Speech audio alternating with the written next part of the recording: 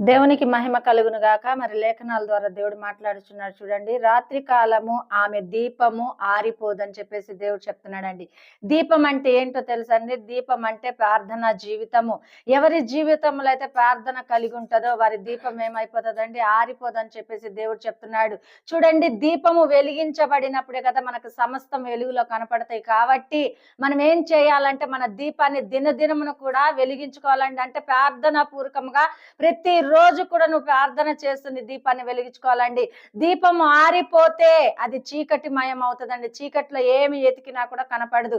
మరి వెలుగులో మనం ఏమి ఎతకాలనుకున్నా, ఏం చేయాలనుకున్నా కూడా మనకు ఆ వెలుగు మార్గం నడిపిస్తుంది. కాబట్టి మన ప్రార్థన మనము తక్కువ కాకుండా దానిని ఏం చేసుకోవాలంటే సరిగ్గా చూసుకొని ప్రార్థన చేసే అవకాశమును, తరుణమును దేవుడు ఇస్తున్నప్పుడు మన దీపాలు మనమే ఆర్పేసుకోకూడదండి. మన దీపాలు మనం వెలిగించుకోవాలా. ప్రార్థనా పూర్వకంగా ప్రార్థన చేస్తూ